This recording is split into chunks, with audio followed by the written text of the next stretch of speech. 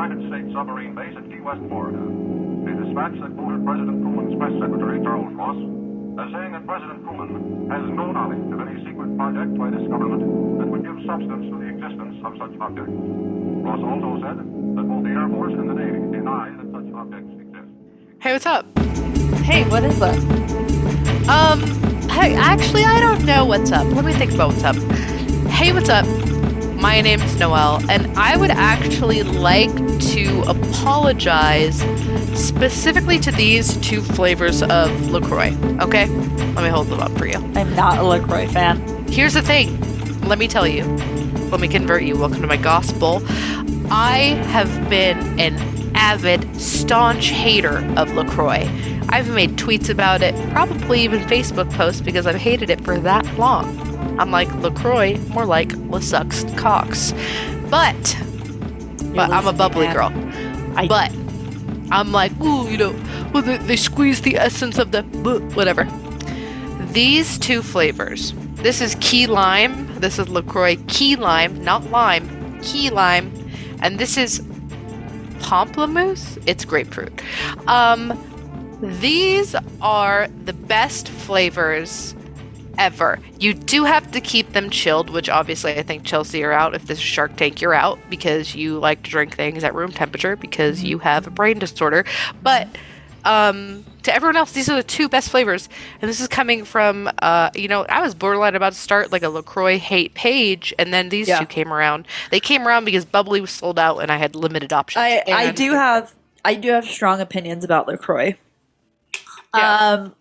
What I want to preface this with is I do have very significant mental problems. And wait, what's your name, though? I'm Chelsea, and I have mental problems, and I have a lot of opinions about LaCroix.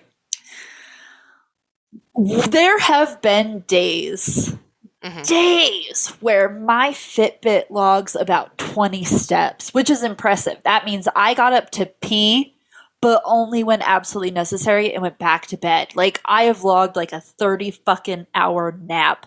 I have problems with my brain, and the medication that I take to manage those doesn't even nick it. Not even a nip in the fucking bud. If I had to bottle that kind of depression and then put a condom around it, it would taste like LaCroix. That was beautiful. I'm not even mad. I would agree with you, and I will still agree for all the other probably 200 flavors, but these two I'll go to war for. You just yelled at me in between recording the Patreon episode to now. I didn't yell so much. You were yelling at me. With so much conviction. I have that, which I should have. I do have the same convictions, but I don't feel the need to yell in the way that I feel the need that I have to sit up fucking straight to talk about how much I hate LaCroix. When we were doing the Patreon episode, I was back, my feet were up, I was comfortable, I was spitting truths and harsh realities. I have to sit up and fucking plant my feet. Like, when you hear some bullshit, you should just do that anyway, because I gotta get into my bullshit stance. I'm in my bullshit stance, and I'm leaning in to where you can only see part of my face on our Zoom call. LaCroix is bad, and you should feel bad for liking it. I'm gonna sneak this on you, and you're gonna be like, "Well, I'm gonna put it in a bubbly can." No. If you're gonna be gooped, and I'm gonna be like, "Haha." I don't drink bubbly either. I think that entire tier of drinks is beneath me. Oh, shut the fuck up, Miss Mio.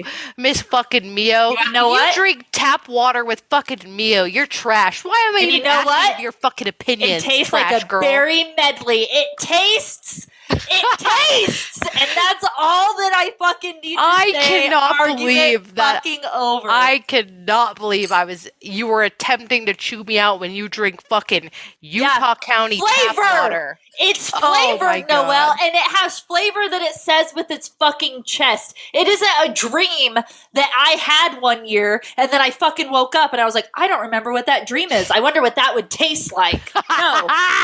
This is a waking fucking reality that I'm drinking right here. You're drinking something something that somebody had nostalgia about one day in an alternative universe, and they decided they wanted to fucking taste that mediocrity and the reason why for it you with do calories. laps around your fucking kitchen counter is because you're drinking that lead-filled Utah County water and putting your fucking diabetes juice right in it. No, it doesn't have sugar in it. It's sugar-free. But what's probably causing the lapse is probably like all the fluoride in our water. I will give you that one. Literally.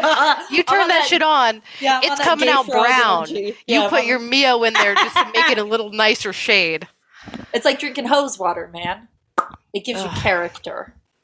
Yeah, by character you mean like... I'm still having these really weird pains in my side, but the microwave turns on and you have small seizures, if that's what the type of character we're talking about, for sure. Yeah, absolutely. Like the molecules that I'm looking at right now, they aren't vibrating well with your energy. But this isn't even relevant to what we're talking about today. Speaking of energy, let's talk about the UK. Yeah, let's talk about the UK. So to say that the United Kingdom had a lot going on in the early 1940s would be an understatement. Oh, you don't say! It's a little bit. And so from 1939 to 1945, World War II gripped the entire balance of the planet in its hands, ultimately causing 3%, or 70 to 85 million people of the world's population to perish. You have to say it that way. This is just like when talking about COVID numbers. When you say the percentages, people are like, you have to be like 70 to 85 million. I even was like 3%. Oh, boo-hoo. Yeah. But British soldiers specifically accounted for 384,000 deaths in combat, but British civilians added another 70,000 people to the death toll. So from September 1940 until May 1941, Nazi Germany bombed England so excessively in a campaign known as the Birmingham Blitz that 40,000 civilian deaths occurred in this 7-month period alone.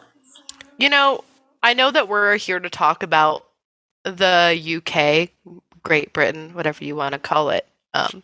But I feel like I just want to say here, just as a reminder, I know that everyone agrees. Nazi Germany was such a bunch of fucking cunts, man. Weren't they just the worst? I mean, we all know, they killed all the Jews, and that was fucking horrible, and basically everyone who was fucking Aryan. But now we're like, Germany's okay. They're like figuring it out. They're like progressive and whatever. But I haven't forgotten. I think about it constantly. This is my 9/11, I would say. I would say this is the world's 9/11. This is your 9/11 in addition to actual 9/11? No, how we have 9/11, like World War II was the world's 9/11. Like World War I, right. Okay, you died of gangrene, and then we didn't know what surgery was, so you just lopped off an arm. Well, but like, this shit, you know what? Fuck the Nazis. And that might sound silly to say, but they're coming back pretty hard. Yeah, they are coming back pretty good. You guys suck. And white people suck as well. And what was it? Like, Mitochondrial Eve is a black woman, and Lupita, the actress Lupita, she is young. I don't want to pronounce her last name wrong, but she is genetically related to Mitochondrial Eve. So if we're to talk about where humanity was first created and started, it's her. So to the Nazis, I would like to say, you're weak and wrong, and you suck. Life bloomed from Africa. That's just fact. Well, they don't like to believe that, Chelsea. I know. You know it's not in the Bible? White people. Good. As they shouldn't be, loser. We're all fucking nerds. The only reason you're white is because you adapted in cold regions where most of your skin had to be covered, so your pale skin evolved so that you could attract more or absorb more of the sun's rays through less surface area of skin. And you want to know why? They were probably rejected from the communities because they're like, you're fucking losers, and they had to go live on like the South Pole and be pasty. Yeah, they picked the areas furthest away from the equator. That's all it is.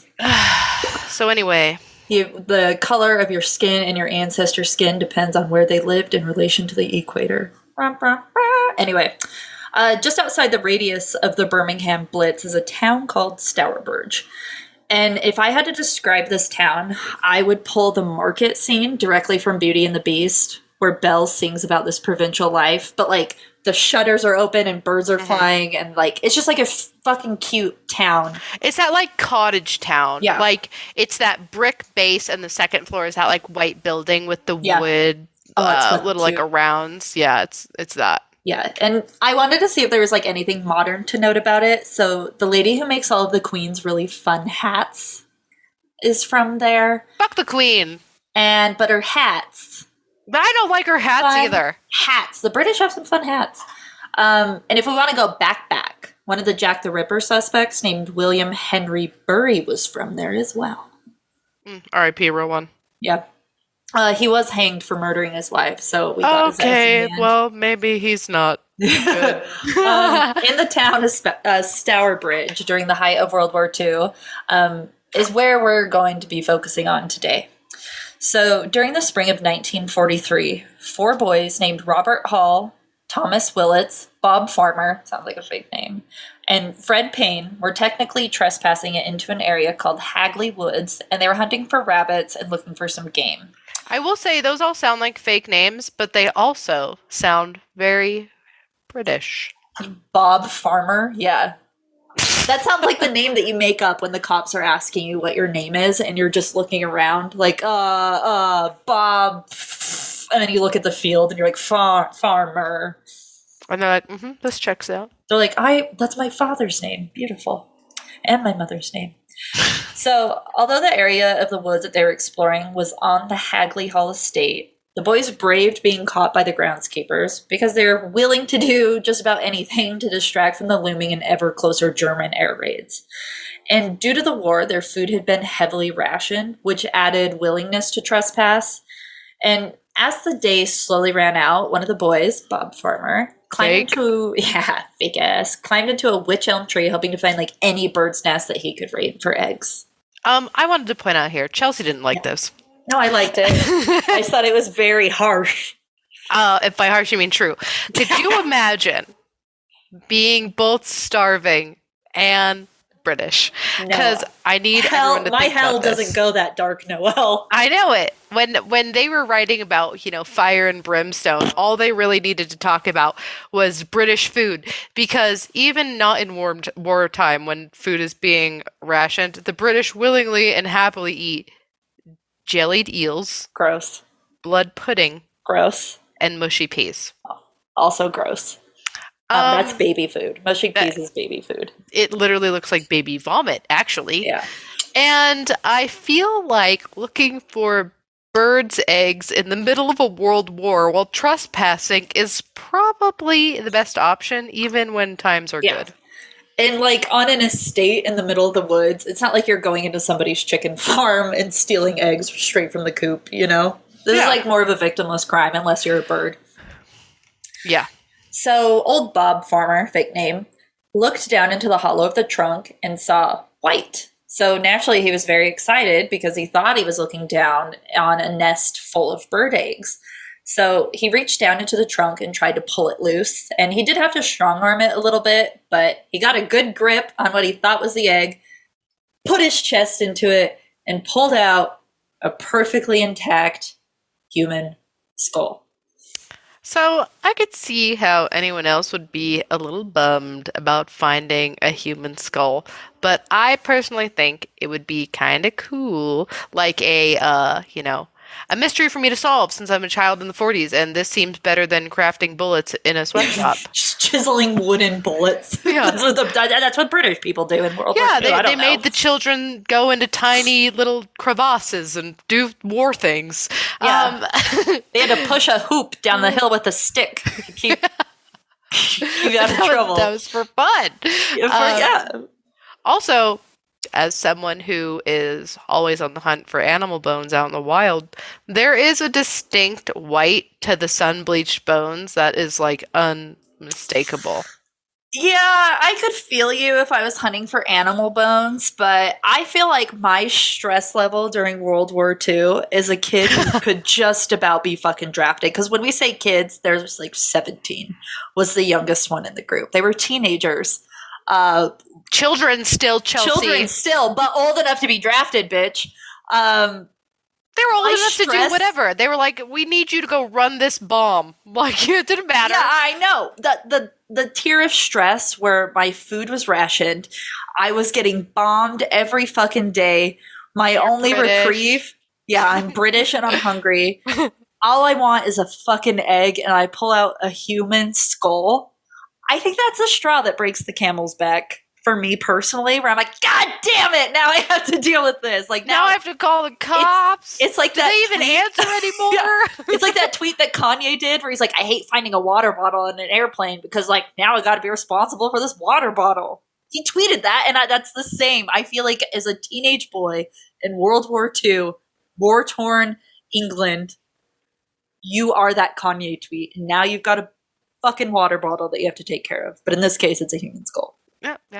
Yeah, so this happened. For a brief moment of bliss, he did pull a Noel and thought it was a cool animal skull, but there were long patches of hair still stuck to the bone, and more importantly, a mouthful of perfectly protruding human teeth. That'll do it. And Bob would later describe should I do this in a British accent? I don't know if I can. Please, I'm begging. There was a small patch of rotten flesh on the forehead with lank hair attached to it. The two front teeth were crooked, and I would know they were crooked because I'm British. That's exactly how I feel, because I'm like, that last comment is a bit unnecessary. And I don't care if that's a wide sweeping generalization against the British that they have proved is not true as often as Americans are like, we're not all overweight.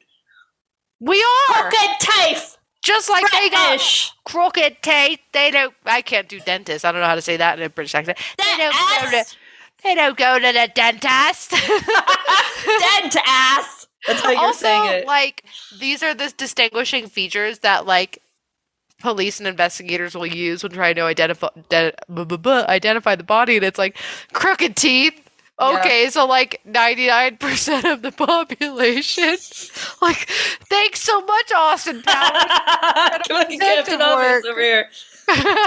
This has helped narrow down the search by 0.2%. As somebody who grew up and went into adulthood with like very crooked teeth, like it looked like I had a firecracker in my mouth and it had exploded. This would hurt my fucking feelings. Just don't bring up my crooked ass teeth after I die. Or my crooked fucking jaw. As somebody who has been a victim to both, currently have a crooked jaw, this would hurt my fucking feelings. Just let me be dead in peace then, and don't even worry about it. If you're gonna be mean to me, just let them get away with the fucking crime. She had some crooked ass teeth to match her crooked ass jaw. Bitch was busted! Back. I know she was dead, but she was busted too. Hurts my feelings. So I feel bad so far. But along with the skull, they also found a bottle and a pair of women's shoes. And they gathered everything up and ran the evidence to one of their older brothers, who was probably also sick of all the World War II bullshit going on, that he was more concerned that they had been trespassing on the Lord Cobham's estate. And for the uneducated Americans such as myself, Lord Cobham is a title, not a person. Like, that's not someone's name. It's similar to something like a duke. So it's a title that was first established in 1718. So this brother was privy to the politics of what the political elite can do. And he was like, you dudes just need to return it and shut the fuck up about it. And that's what they did at first. They swore to secrecy, very like, lean on me, stand by me. I'm thinking stand by me. Yeah. It's stand by me. So lean on me is a song. Yeah. It's a great song. So they did swear to secrecy, but one of the boys, 17-year-old Tom Willits, decided that he feared the moral consequences of like leaving a dead woman's body in a tree more than he feared like any political fallout from Lord Cobham. So he broke down and told his parents what he and his friends had found in Hagley Woods, and his parents, horrified, notified the police. Just quick, not a spoiler, they did not experience political fallout. It was fine. Yeah. So the cops quickly arrived on scene, and for some reason that was like the first weird thing that stood out to me in this episode was like cops worked like a 9 to 5 during World War II. Like, I don't know how the infrastructure of you hierarchy know works. that cops are just dudes who tried to get into the military but were rejected because they didn't have a fast enough mile or couldn't do a push-up. I feel like World War II is just gonna fucking take anybody, man. That is true. That is true. I was so surprised. It's one of those things that you don't think about. Like, of course the police would be there because we were in a war with Afghanistan for like more than half of my living existence, and we still had cops, but like it wasn't like we were being bombed. Like, could you imagine being actively bombed like every single day and then having to call the cops because like your car window got busted out by one of the heroin addicts? Like, you know what I mean? I feel like they're not answering those calls. Yeah, they're just like, okay. Also, like, I will agree with you. Like, someone being, like, in the middle of a world war where Like, your I country... want to report a murder. Yeah, like, they're like, well, look around, bitch. There's dead bodies everywhere. Yeah, there's murders happening all over. They're like, we're all fucking dying. Yeah, so I was just very surprised. I was like, right. oh.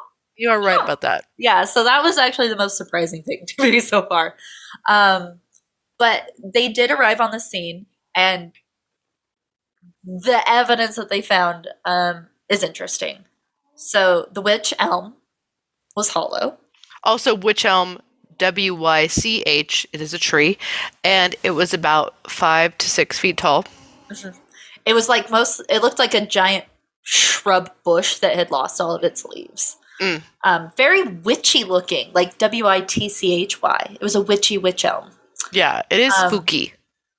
And tucked neatly inside of it was an almost completely intact female body, albeit one hand was missing, but the hand was found a short distance away. And they think this was due to wildlife, nothing nefarious. But we will go into that. But considering that the body still had jewelry on it, police were led to believe that robbery was not a motivating factor. But a chunk of taffeta, which was made from fancy silk, had been shoved into her mouth, leading to a pathologist to believe that she died from suffocation. And he estimated that she had been dead for about 18 months. The pathologist also said that her bones had no signs of disease and there were no injuries to suggest violence. She did have like a weird, irregular shaped jaw. Yeah, call out specific. Which should have made her very easy to identify. She was 5 feet tall, had light brown hair, and would have last been seen wearing a dark striped blue and dark yellow or like mustard color knitted wool cardigan and a dark yellow skirt. She had a 5.5 sized foot and was wearing blue shoes and was what described as a gold wedding band. And being a Law and Order SVU aficionado, I feel like this is enough evidence to go off of, but you would be wrong because despite everything they had discovered, the police could not find one single lead to the woman in the tree. They put together pamphlets to hand out to locals, and this illustrated the different notable features about the body, but they got nothing.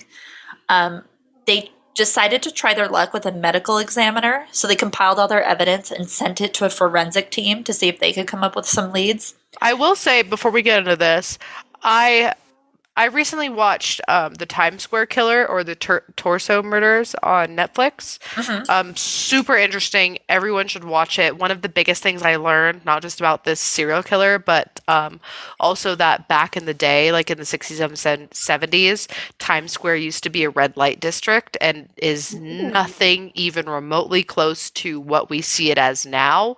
The reason why it is the tourist trap that it is now is because it got so violent and crazy and illegal that it was either demolish it or do a complete 180 on it, which they did, and that is what the Times Square is today. But back in the day, in the 60s and 70s, when this murder was happening, it was a red light district, corners full of sex workers and pimps.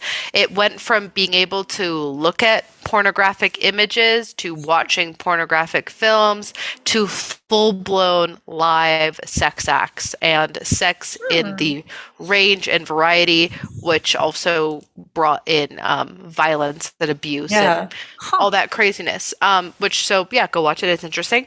But I say this because they were able to figure out one of the two first Jane Does because they put the clothes found at the crime scene on dress store mannequins and put them on pamphlets and flyers.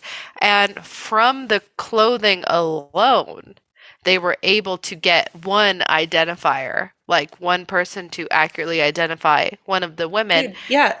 And it's just like this description. Not only did they have like her clothes, like materials, colors, patterns from her shirt, skirt, belt, and shoes, they also had her height, shoe size, hair color, distinguishing features. It's just, it's so crazy to me that not a single person came forward. If I had to describe you missing right now, I would probably give the same amount of information. You know, I'd be like, this is a distinguishing feature. She has like this blonde patch here. And then like these are the clothes she was wearing. She was this high and she had big ass clown feet. And you know what I mean? Like that's all you can give. And that's how so many, it blows my mind how much evidence they had. So one of the medical examiners that, like the primary one with the forensic team, was a man named Professor James Webster. And he examined the evidence and ran various tests on the body and was able to come up with more definitive answers about the woman. He estimated that she was probably around 35 years old and likely died in October 1941. He confirmed that the cause of her death was indeed the piece of taffeta that was shoved into her mouth, which caused her suffocation. He had also determined that she had been put into the hollow trunk of the tree before rigor mortis, so just shortly after she was killed, before her body stiffened up. And he insisted that this meant she would have had to have been killed nearby and then was quickly stuffed into the tree. Some people did try to dismiss it as murder for one reason or another, but he quickly dismissed the notion and was even quoted as saying, "I cannot imagine a woman accidentally slipping in there, and neither do I think it is reasonable for a woman to crawl into that place to commit suicide." Yeah, if you look at the picture of the Wych Elm, it's first of all very spooky looking, but it's not like you wouldn't think I'm gonna go climb in there. Like I'm gonna go climb that. I if I was a murderer, I would definitely look like this. Looks like such a menacing and tough to get into and like get into the thick of type of tree that if I was trying to hide evidence, and I'm not even thinking a body, I'm thinking like maybe a bloody cloth or something, I'm gonna try to shove it in the middle of there because like it just is so not inviting or easily accessible. So for anyone to be like, oh, she just killed herself in there, like what? Are you also like what a weird spot to like also kill yourself, like in somebody's woods on an estate, like it's not private. No, it's so weird, and to be tucked into in a way that I'm sure the body was scratched up, but if there would have been any damage to the body would have been post-mortem, because even the medical examiner was like she was stuffed in there. So if she had crawled in to commit suicide, there would have been some damage to her body that would have happened while she was still alive. Yeah. And he did put together dental records, which obviously World War II had hundreds of thousands of missing women's reports. But the police did actually try to keep the case open, and they contacted every single dentist in the area with the dental records from Professor Webster, but no luck. Yeah, and they actually, besides her crooked-ass jaw and her crooked-ass teeth, she actually was missing a tooth, and the pathologist was able to say, like, based off of, like, the evidence he found, that tooth would have been pulled, like, within, like, a month before her death. She was, and that would also mean that she was affluent enough to at least get like medical care. Yeah. For dentistry, like most dentistry is a luxury that not even like people with health insurance can afford sometimes. Yeah, I can barely afford it, and I have dental insurance. I just suffer in silence. So they did comb through missing person reports trying to find mention of a woman with a weird jaw or crooked teeth, and were unable to find any matches. And according to crimereads.com, they even traced her shoes back to the Waterfoot Company in a town only 11 miles away from the Wych Elm. And they were able to find the owners of every single pair of shoes that were sold except for 6 people. Like, they got it so fucking close and never found, like, never could actively, definitively determine who this person was. It's so crazy. So some time did pass and no leads came forth, and World War II seemed to be unending, and the police eventually just had to devote their time elsewhere. And it wasn't until 1944 until this case began to get some traction again. So in Upper Dean Street in Birmingham, which is just a town next to Stourbridge, and they share Hagley Road. It runs like right between the two of them and it connects them. Someone used white chalk to graffiti on a wall, which read, "Who put..." Oh, did you change my quote? Yeah, there's 2 different ones. I edited this for you. You did. "Who put Lubella down the Wych Elm?" Well, the first one was "Who put Bella down the Wych Elm, comma, Hagley Wood." And I'll let you read that because it's your note. I'll just take it all. Investigators said it was too high up to be kids, and I said, I don't buy that. You're telling me ladders sit on my shoulders, fool. Kids were acrobats back then. Straight up. After this report, another report came in from a house on Hayden Hill Road that had been graffitied with white chalk in the same handwriting. And this said, "Who put Lubella down the Wych Elm?" Both of these instances happened barely a year after the discovery of the body. Thank you for editing my mistake. And now this was the first time the Wych Elm victim was ever given a name, which everybody would just start to call her Bella. And it was, sometimes it would be like, who put Bella down the Wych Elm, the who put Lubella down the Wych Elm, or just sometimes it would just literally say Hagley Wood Bella. And the graffiti definitely ignited more rumors about Bella, where some people started to claim like, oh, she was a rape victim, to she was a sex worker, to even she was a spy. I have a fun ad for you here. In 1953, 9 years after the first graffiti message, they caught their culprit. And this is to also say that like this graffiti would pop up around these towns, randomly, whenever. The county superintendent stated, quote, "It was the work of a crank." Oh, I should try to do a British accent. I'm so bad at it. It was the work of a crank who we are satisfied knew nothing and had... Don't laugh! I can't do it, you laugh. Had nothing to do with the case, so it seems that Bella wasn't even Bella after all. Why do you put your hand up like you rap it, or you're like got a flow going and you're like, oh bitch. Like, well, I tried to make it sound like a shitty like British investigator. Yeah. I don't know if I buy that, because we'll talk about a little bit more of the graffiti, but there is so much graffiti in so many different regions. I don't think it could just be one person.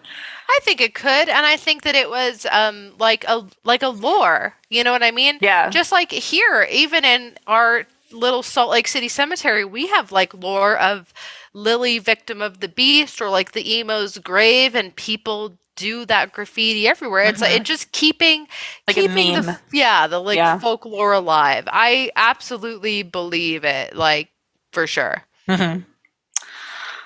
Well, I mean, they did the Lord's work. They got him to open the case again, I guess. But there had been some speculation that Bella was a sex worker, which people are like, she had a wedding ring on. Even if she was a sex worker, she would have been local. Somebody probably would have come forward. Mm-hmm. Or even a barmaid murdered by an American. But at the same time, like barmaid, people would notice if like a local person went missing. Mm-hmm. And she would have been recognized or identified right away, especially after such exhaustive police involvement. So we're not going to go into those theories so much, but we are going to dive into 2 main theories about who Bella was that we believe explain the demise of the mysterious woman.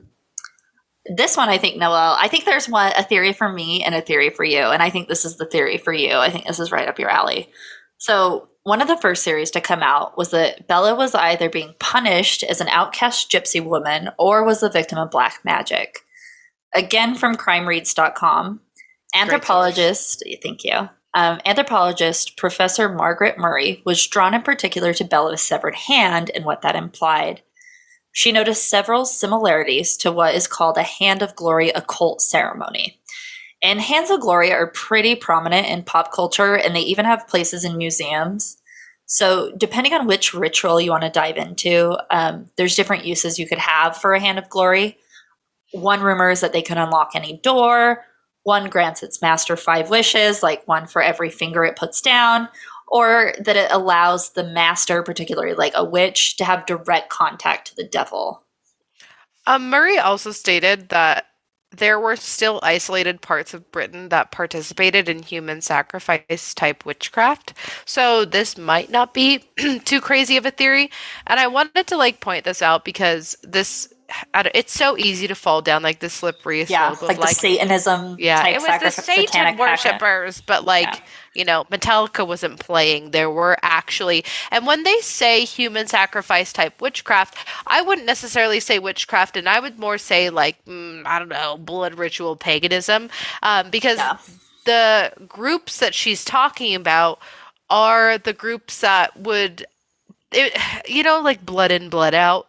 They would do that for the earth. So her body being found on a farm within a tree would potentially be tied into a ritual of we have taken from the earth in our farming, and to give back and provide plentiful harvest, we must putting into it being the blood of a sacrifice. Yeah, so. Dude, it's just like the Wicker Man. There is a Hand of Glory in the original Wicker Man. Or my favorite was in the Simpsons episode where I had the monkey paw. Yeah. Yeah. That's what I thought of immediately. But to go further into the human sacrifice type witchcraft, Professor Murray even noted another murder of a man named Charles Wotton, who was pinned to the ground with his own pitchfork, which seemed to be part of another ritual, which occurred in a nearby village of Lower Quinton. And she then pointed out some of the prevalence of the deadly plant nightshade, which grew in Hagley Woods. And what's fun is another name for nightshade, belladonna.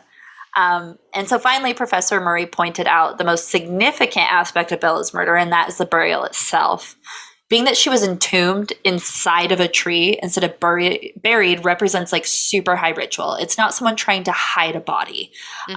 She maintained that Bella was absolutely the victim of ritualistic murder, and whether it was pagan ceremony of returning back to the earth, if she was willing, or if she was an enemy of a coven, or even in a wrong place at the wrong time, it's still a mystery to this day.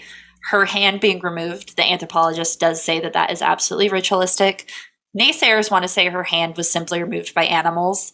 I doubt that, only because anthropologists have a higher rank, in my opinion, than people who examine bodies and examine ritual at the same time.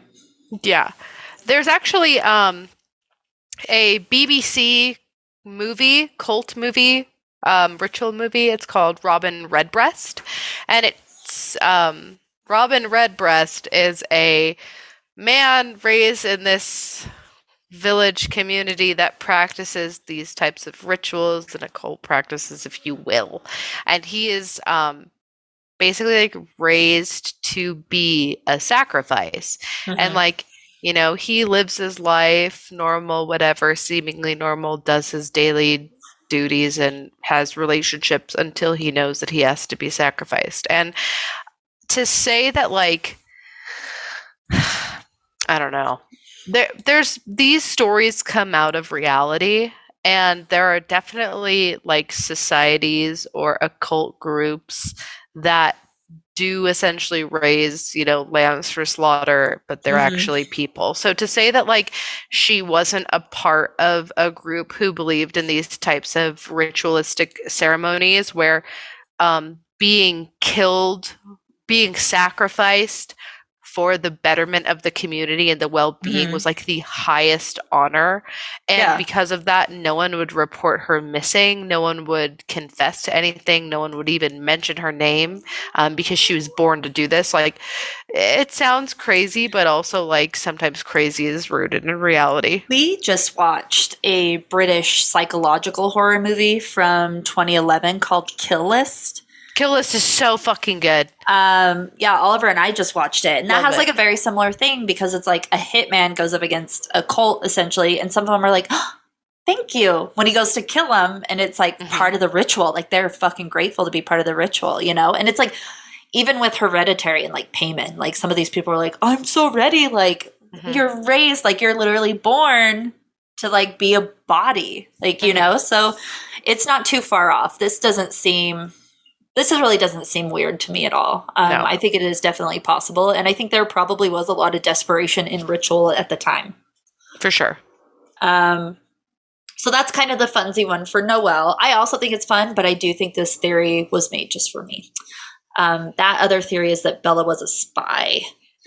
So in 1953, a newspaper called the Wolverhampton Express and Star received a letter from someone who called themselves Anna of Claverley.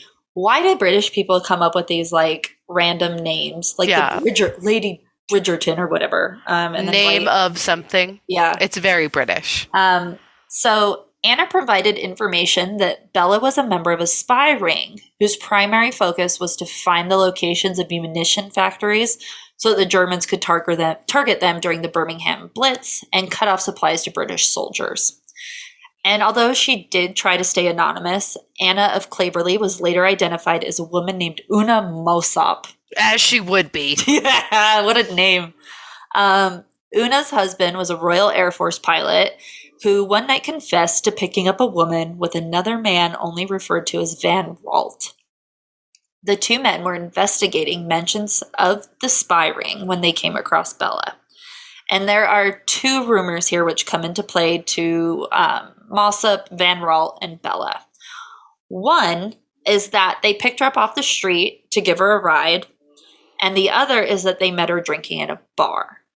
In one version, the men strangle her to death in the back of the car because they think she's a spy. In the other version, she drank too much and passed out, so they thought it would be funny to shove her into a tree as a joke, so that when she woke up, she'd be like, oh, I'm in this tray. British have weird humor, I will say. It's never funny. Yeah, they're like, oh, this is an itchy sweater, and I'm comfortable. Duh. I don't know, I'm sorry. Exactly, dude. That's literally it. Yeah, that's it. The only thing I can think of right now is that the British like itchy sweaters. Or is that the Irish? I think they all do. Them. Yeah. Yeah.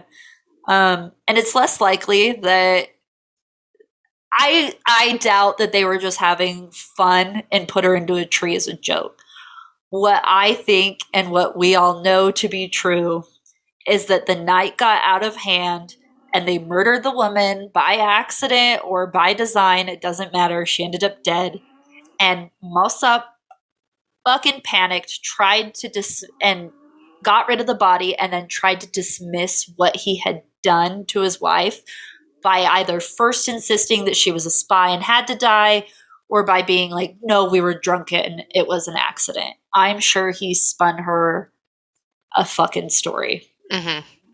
And either way, Jack Mossop, I feel like I'm saying that different every time. It's okay. He's British and guilty. Yeah.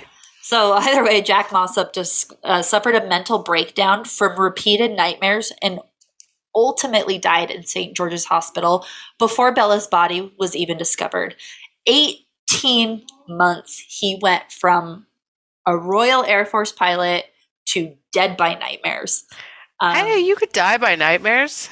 This guy did. Wow. So, and the true identity Krueger out here. I know, right? He got his ass. And the true identity of Van Walt was never discovered. And this theory really didn't carry much weight at first because just the stress of the war, a lot of people did have mental breakdowns. Mm-hmm. And he was a pilot. He served during World War II. They were getting like the Birmingham Blitz infamously bombed him like almost every day. But I digress. Man died with a lot of guilt. And that's not where it ends. this is where it gets really interesting because it was only a few decades ago that the MI5 decided... Which is basically British's FBI / CIA.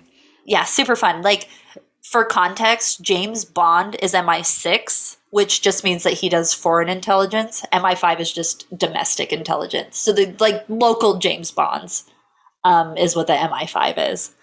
And they just recently started to declassify some of their World War II documents. And this is where it took them this long to edit with a whiteout pen what they didn't want anyone to see. And it's fun, too, because we've done a couple of episodes about some of these declassified documents. And one of these files talks about a German spy named Joseph Jacobs, who in 1941 was captured in Cambridgeshire. And in his pocket was a photograph of a famous German actress and cabaret singer named Clara Barl. That has to be right. There are too many vowels in her last name. During this interrogation with British intelligence, Joseph revealed that Clara was his lover, who had also been a spy, who was recruited by the Third Reich. I'm going to say, you look at that picture and you're like, yeah, that's a Nazi bitch. Yeah, she looks like she's giving very Eva Braun. She's got it down. Yeah, she's got it down hard for mortifying levels of racism. And he admitted that even though he was the only one found, because he had a broken ankle, he fucked up his leg, he admitted that he wasn't alone when he was parachuting into Cambridgeshire. He said that he and Clara were supposed to land in the same spot, but were ultimately separated during free fall. And one of the most interesting physical attributes of Clara is her off-center jaw and her crooked smile. Yeah.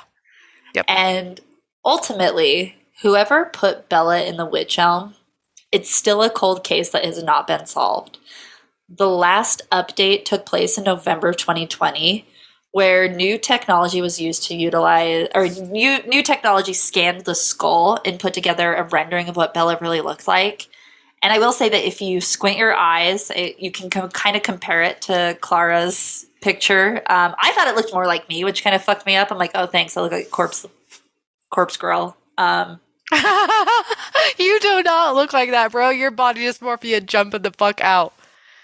But although the teeth and similarities are striking on paper, I will say that the picture of Clara and then the rendition of Bella don't look too similar, but there's enough there. No, dude, that scan got this girl looking busted. Yeah, that girl's busted. She looks like a Neanderthal almost. You know how they're like, this is what people looked like 40 million years ago. Yeah, like, peace and love to her. She definitely does.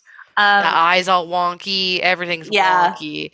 It looks like those AI images where it's like you describe it and they just like patch together human features. Yeah. It looks like rudimentary Photoshop. It is fucking rough, dude. It's looking like her family line was more like a circle. Do you know what I'm saying? Yeah. Peace and love to her, though. We don't have any clear story about Bella's mystery. Like, all we can really ask is who did put Bella in the Wych Elm. I think it's cool either way, if she was ritualistically murdered or a fucking spy that the people or like military intelligence just had it up to fucking here and made her pay for the crimes of what the Germans were doing. Yeah. You can't, dude, you cooking bacon, you're going to get splattered with grease. You know what I mean? Yeah, I'm good. I will agree. I'm good with either option. It's those options. Yeah, if she's not like some poor, like homely, sad. I don't want her woman to be a victim. No. She has to be a willing victim, or a villain. Those are the only two. Or options. A German, or a fucking Third Reich. Yeah. Nazi boot knocking bitch from World War II. Yeah, then she get your wrecked. ass in the tree. Yeah, shove her in the tree. Yeah. So you fucked around and you found out, Bella. Yeah. If you didn't, though, that really sucks. Yeah, if you didn't, though, sorry, R.I.P. R.I.P.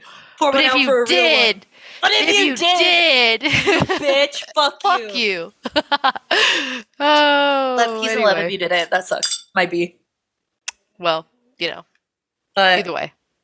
This, we're not normally super into true crime stuff, but we did this specifically because we finally brought the It's Never a Mannequin shirt into fruition. Mm-hmm. And we wanted to do an episode to kind of go along with that going up on our Teespring.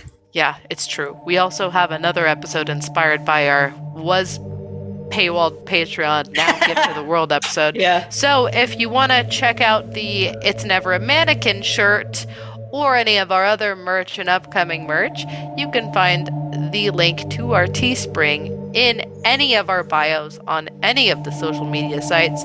That link tree there will take you to buy merch, buy some merch that Kelly Halloran made, or Wildwood Owl on Etsy. You could get stickers, pins, or the super sweet bandana.